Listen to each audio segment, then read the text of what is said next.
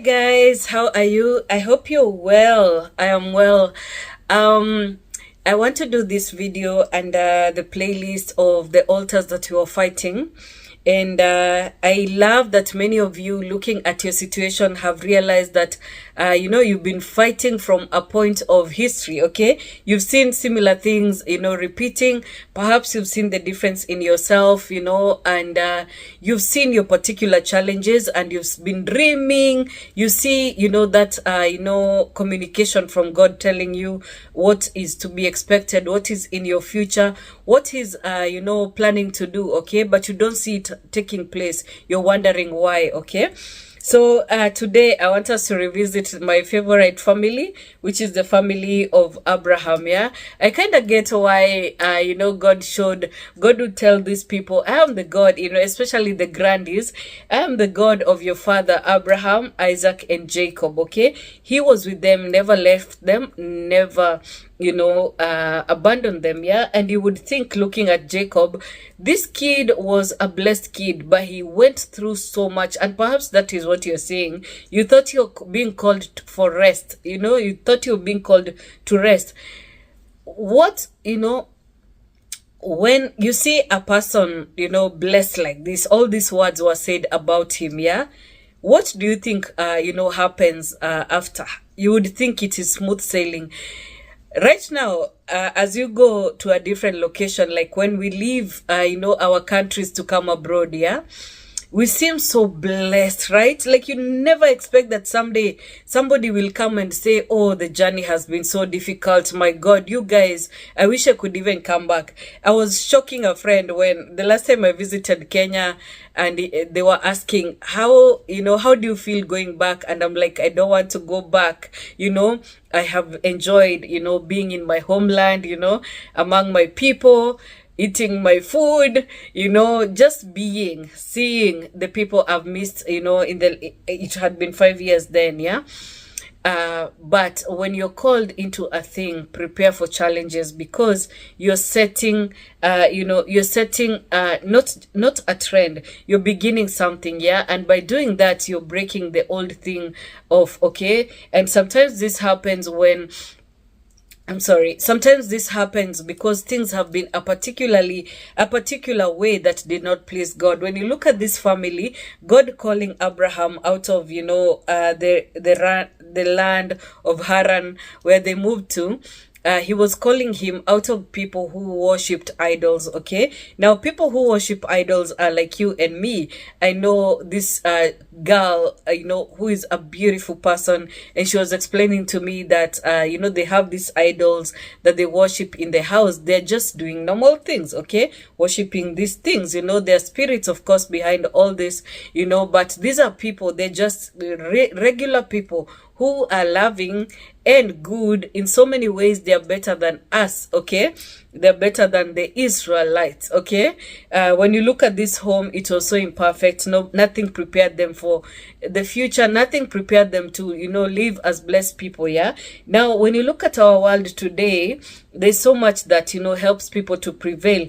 One is education. Another one is just gaining, knowledge and tradition and cultures, that helps you prevail against others, so that when you come, among different people, you're like, I am from, this and this place, I am built like this. These are my tradition. They are so affirming, yeah? And this is my culture. This is what we know. This is what we follow, okay? Now, I feel sorry a lot of times for Africans when I see these other, cultures, yeah.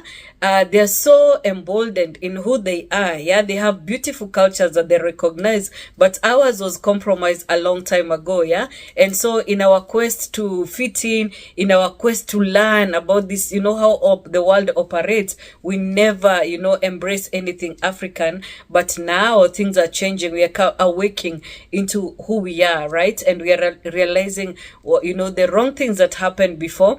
We are realizing that when people came over and took our land and led us for our time, we were subdued, yeah. So our power did not look like power. Our power, was minimized in our very own eyes and the eyes of the children who are coming up. And so there's been so much confusion, yeah? And though we got back our power, and I like that, a lot of people who talk about, going to the World War II, with the rest of the world, say that when they did, they saw these other people as regular people. These are just people. They have red blood. When they are shot, they die.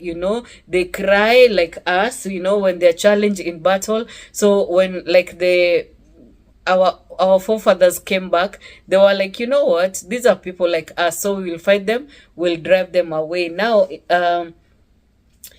at the risk of sounding like I'm on a certain mission, I don't even know that much. All I am saying is that, there were things that happened to us for us to be subdued and not see ourselves as we should be, okay? And in the process, because we gave our power away, just like, this family of Abraham did, even though God had told Abraham that this would happen, okay? At the point he's promising him a son, and he's asked him to make this sacrifice, he puts him to sleep and tells him that, at a certain age, your people will go into Egypt where they will become slaves, and then later they will cry out to me, and as a promise to you, I will take them out of that place, so out of slavery and out of all this. Now, when we look at our lives, we find that we are following a similar patterns, okay?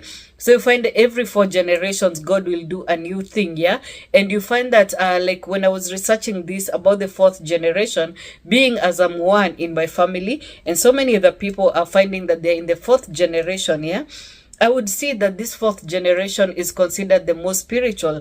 Now, when I look at the other people doing the same thing, I realize that they are very spiritual, okay? Similarly fighting the same battle, to break their family off, okay? And now when I really peer into this, we realize that there have been others in the family fighting the same way, and some succumbing, some, falling into certain patterns because they felt like they couldn't prevail over this, even though they felt different. They would end up harming and hurting the same people who are called just like them, So you find that an afflicted, parent will harm the very child that is, called and set apart just like them, So it is a trick to not even realize, because we see Jacob, a very well gifted child. God spoke to him, himself through a dream and assured him that I will bless you and your nations, okay? But as he dwells, in this tents that God, guided him back into, you find that he's dejected. He is, sort of in a state where, as his sons, increase in stature and power, he watches them as they do the craziest things and he can't say a thing.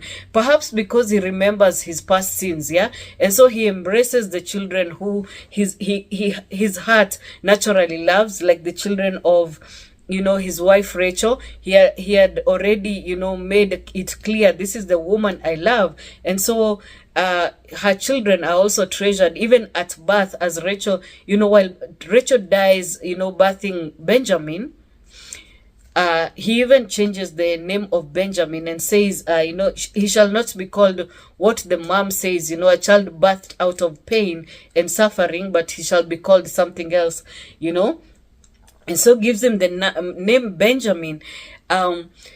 So I hope you see what I am saying. And because of all this hurt and anger and disappointment and frustration, because there's a song Grace sang, Grace Mwai, and she said a part, Kerathimo kebara ona kogiana ukogiana nado ona onyararo menya oyo newe gai oshajagia maodo, something like that. I'm pretty sure I'm wrong, but what that song says is that to get that blessing that God promises you, it takes a battle, okay? And you will fight with people, and you will be hated, you will be, cast aside, I don't think it says that. You will be hated, you will be challenged by people to get that blessing that is actually promised to you, okay? So it doesn't just come, And increasingly people are realizing that even though they call me chosen, they call me, you know, promised, I got all these opportunities. It has cost me, yeah. It has been painful. The journey has been hard, and you guys kind of see how I've been drawing up the journey abroad, and you know, coming across Kenyans abroad and realizing that they've been so embattled, they've been so used, they've been so misused, they have lived in places where they didn't feel like their spirit fitted. You know, they were challenged in so many ways. And so what you see is bitterness, discouragement, you know, confusion, wondering, is there hope for me? They're also looking for hope, just as the next person. And for them, it is even much worse, because whenever they try to explain even to their people, they're told, but you're better off, you know, you're in a land of opportunities. But this did not, you know, the journey did not spare them, especially if they were the pioneers, you know, from a family that was, you know, had just so many things to overcome, especially these, you know, altars, evil altars. They had to, you know, fight against this, yeah.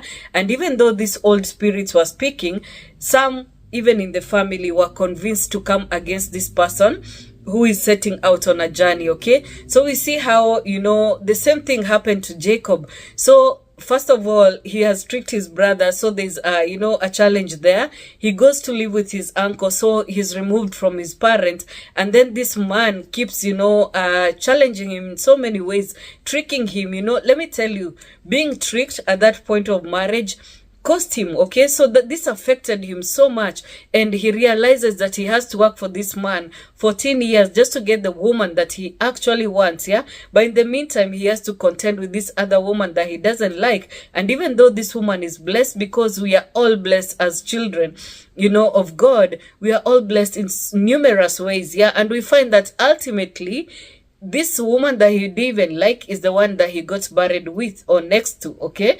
The other woman that he loved, he lost early, okay? So it feels like being shortchanged, yeah? And it feels like he's not getting the blessing that was promised to him. If this is what the blessing looks like, it doesn't really look nice. It doesn't feel nice, yeah? It's been a lot of contention. It's been a lot of challenges. And we see that even when he's about to die and join his ancestors, when he's blessing the children of Joseph, he does the same thing, blesses the younger one. And, you know, even though he blesses both, it's like he gives the blessings of the firstborn to the younger one, which, you know, it leads to a bit of confusion. You know, it looks like he's wrong in doing this, yeah? And then he ends up cursing the very sons of his loins, yeah? The very, you know, fruits of his loins. And so these people continue to suffer for so long. And this is, you know, what I was trying to indicate when I said an afflicted parent will very well curse his own, even though they understand, even though they've done the journey. They feel like, oh, so you think you're strong and mighty now. You can hurt me because you've done the journey, and you think yours was harder than mine. I will do this to you, yeah? And I like the conversation that, you know, when I talked about Reuben and how he ended up being cast by the father, and people, you know, were telling me in the comments that it is because Reuben did this. He slept with the concubine of his father because he didn't want her to be married after Rachel died.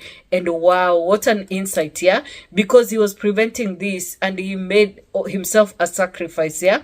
And that means sacrificing the next generation, because when he is cast, his family is afflicted to a point where by the time they are leaving, they're all slaves. But his generation is suffering more than others, and Moses is able to see that and break them off, okay? So like I've been saying, be careful with these things, because whatever we do, when we are not led, and the only way we can be led is submitting to God, so that, you know, he will guide us and lead us in the way we should go. Otherwise, every other thing that we try will end up harming us more than, you know, we expect. So I'm gonna leave this here, and we'll continue with this talk. God is good and faithful. We have to be aligned to him. I don't even think we have a choice, because any other power is going to cause us to lose, and we'll talk about this soon, okay? Bye bye.